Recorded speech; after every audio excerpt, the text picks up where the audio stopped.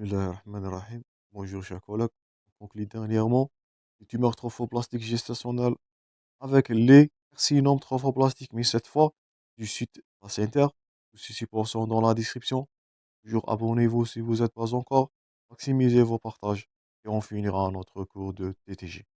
Donc, l'origine de ces derniers, ces tumeurs ou bien ces carcinomes trophoplastiques n'est pas trophoblastique prévillositaire, mais il est trophoblastique, mais du site d'implantation.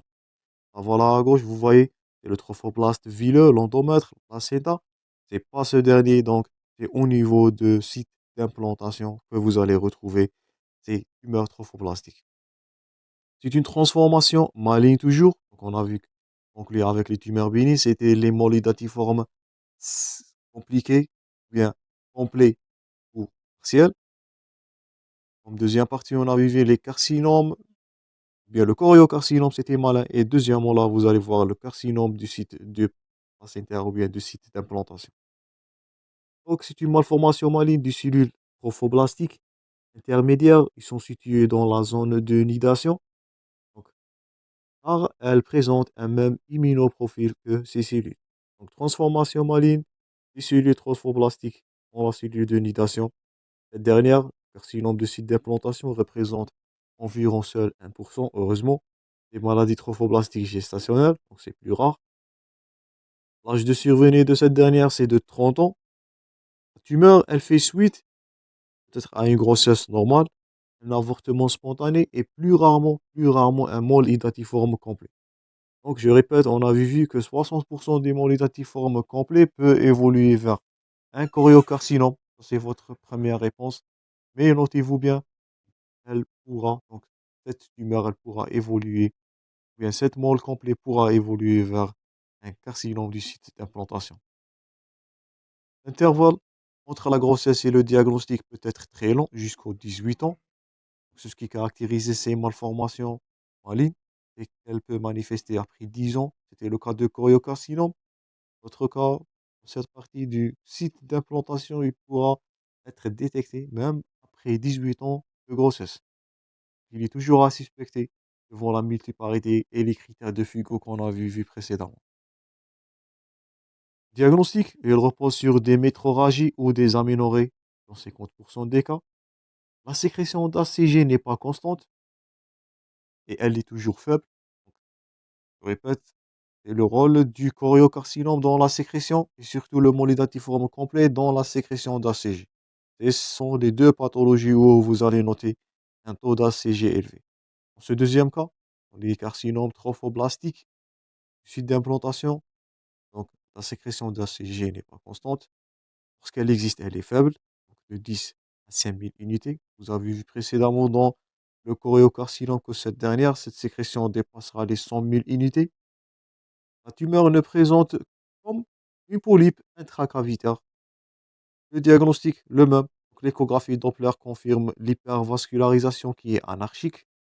Et l'anatomopathologique, elle fait le diagnostic le plus souvent où vous allez constater votre type histologique. Les bilans d'extension, donc c'est premièrement un examen minutieux, scanner thoracique, abdominal et pelvien, scanner et IRM cérébral, pour rechercher les localisations métastatiques peut-être. Le traitement dans ce dernier cas, c'est l'hystérectomie, permettre une guérison heureusement dans 80% des cas, si l'exérèse elle a été complète. Et par contre, là, dans les carcinomes trophoblastiques du site placentaire, la chimiothérapie elle a peu d'efficacité car en cas de métastase ou de tumeur à forte cellularité malheureusement.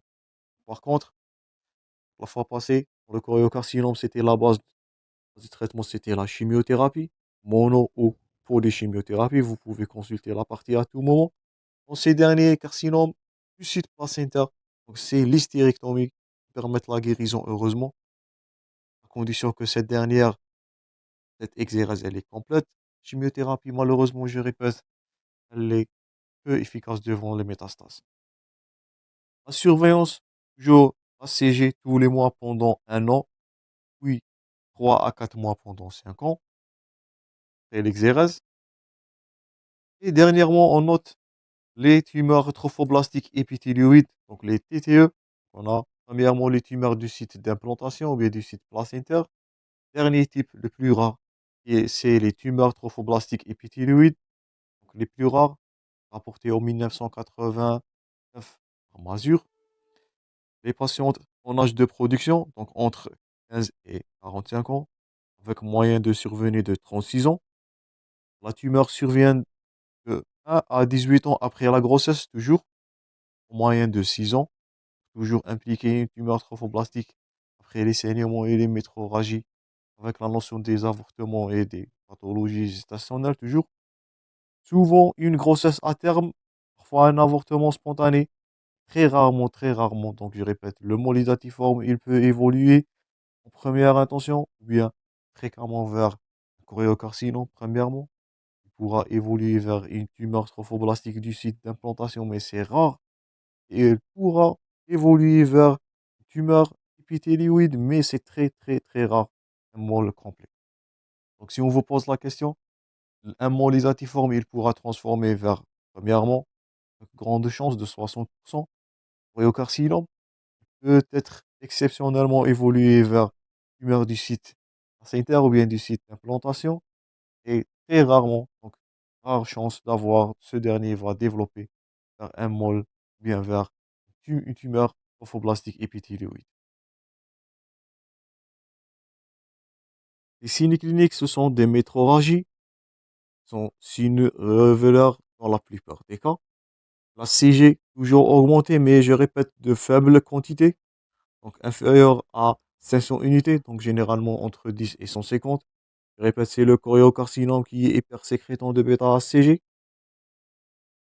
Tumeur de localisation utérine souvent basse, ismique ou cervicale, de taille située entre 0,5 à 8 cm. Le nodule infiltrant profondément le myomètre et le col. Le kyste, il est solide. L'absence d'extension vasculaire permet d'écarter une tumeur du site placentaire. Je répète, les tumeurs trophoblastiques épithéloïdes sont mal vascularisées. Par contre, aux tumeurs du site d'implantation et du choriocarcinome, le rôle du Doppler, et la positivité de l'inhibine, HLA-G, la cytokératine 18, tout ça sont des marqueurs. La positivité faible et focale de CK5 et 6 et la négativité nucléaire de P16, ça va permettre d'éliminer le cancer du col. Donc les diagnostics différentiels d'une tumeur trophoblastique épithéloïde, c'est premièrement les tumeurs du site placentaire, qui sont à éliminer s'il ne s'agit pas d'une extension vasculaire, premièrement, et les marqueurs, donc la cytokératine 18 surtout, le CK7 et 9, la négativation nucléaire de P16, ça va vous permettre d'éliminer un cancer du col. Et on va voir ça dans la pathologie néoplasique prochainement avec les cancers de l'endomètre et le cancer de col. Dernièrement, donc l'évolution, elle est comparable à celle du tumeur du site placentaire. Le traitement, je répète, il est chirurgical. Le suivi toujours et la surveillance stricte dans tous les cas. Vous avez vu que ces derniers peuvent évoluer même après 18 ans d'évolution, mais après 18 ans de grossesse. Et je répète toujours, c'est le stade de Figo qui est le meilleur facteur de pronostic concernant ces tumeurs. Donc ça, c'est tout pour les tumeurs trophoblastiques gestationnelles. Les tumeurs bénignes, c'était les molles idatiformes complets et incomplets. Il vaut bien la notion de uniparité, donc, surtout paternelle, dans la gestation de la genèse de ces tumeurs, de ces molles. Deuxièmement, les molles idatiformes ou bien les molles invasives, c'était les choriocarcinomes premièrement. Donc, il y a une évolution, bien généralement, il évolue après, il peut évoluer, je répète, après un molle idatiforme complet. Les deux derniers sont plus rares. Donc, c'est la tumeur du site d'implantation au niveau du lieu de nidation, l'absence de villosité dans ces derniers.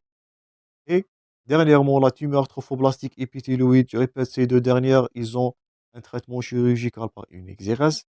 Stérectomie peut garantir la guérison si elle est complète dans 80% des cas. Toujours la classification de Figo, c'est le meilleur pronostic. Vous dira s'il s'agit d'une tumeur de haut risque ou de bas risque. Et dernièrement, toujours le suivi Ces tumeurs, les deux derniers, peuvent développer même après 18 ans une grossesse normale, d'un avortement ou bien d'un mâle idatiforme. Donc ça, c'est tout, chers collègues. Merci pour votre attention toujours. Bon courage dans vos préparations et au prochain cours de tumeurs, bien des néoplasies gestationnelles.